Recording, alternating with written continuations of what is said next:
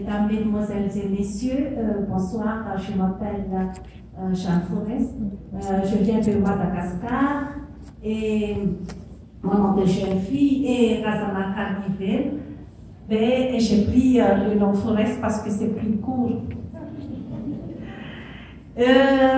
J'ai écrit le livre vert du bonheur parce qu'en arrivant au Québec, c'est là que je me suis aperçue de mon identité et je suis consciente d'où je viens, où je vais m'en aller et puis c'est quoi mon objectif.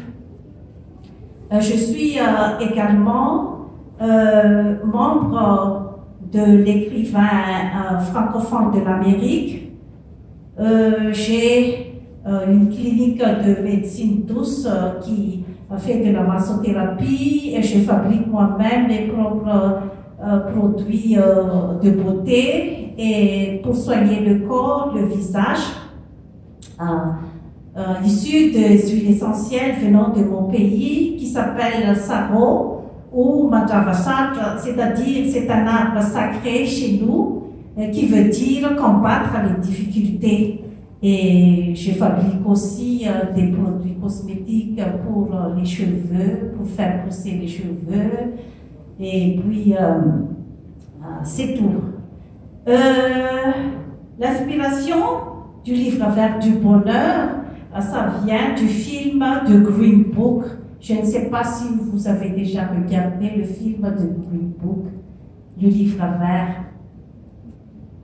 C'est-à-dire que dans l'époque de la ségrégation raciale en Amérique, il y avait ce qu'on appelait le livre vert. C'est-à-dire qu'à travers ce livre-là, on écrit où est-ce que les Noirs peuvent circuler et où est-ce qu'ils ne peuvent pas circuler. Alors, à cette époque-là, s'il y a un Noir qui s'évade, qui se trompe, et qui va vers un endroit où il ne peut pas aller, donc il va subir la conséquence, soit il va en prison, soit il va subir l'intimidation, etc. Et puis le livre vert, à cette époque-là, était clair que c'est le livre vert. On passe par ici ou on passe par là. Mais aujourd'hui, est-ce que ce genre de philosophie a-t-il vraiment disparu? C'est ça la question qui se pose aujourd'hui, ou c'est sous forme floue aujourd'hui, et seuls les Noirs intelligents qui savent que, ici il ne faut pas aller, ici qu'on peut aller. Donc moi je dis, est-ce que nous on va rester, nous les Noirs, on va tout le temps rester avec ce genre de restrictions, que ce soit indirect ou direct envers nous? Donc pourquoi pas? Nous n'allons pas écrire notre propre livre vert. Où est-ce que nous allons? C'est à nous d'écrire notre propre livre vert du bonheur. Et ici, je montre beaucoup des instructions sur la santé, comment bien s'alimenter, manger des fruits et des légumes.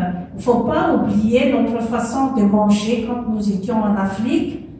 Et puis, nos valeurs aussi, il ne faut pas se perdre aussi dans tout ce qui est en Occident.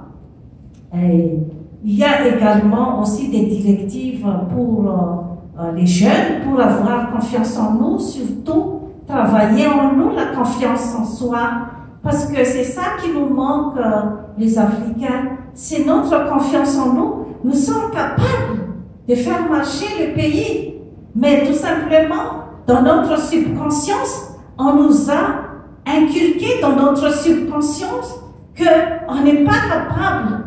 On nous a, comme genre, on a grandi sur le fait que on est des peuples qui ne sont pas intelligents, comme Gilbert a dit, et que la colonisation et l'esclavagisme est aussi inculqué dans notre subconscience. Donc il faut nettoyer la subconscience. Il faut que nous, on revit l'histoire pour pouvoir avancer. Qui nous sommes?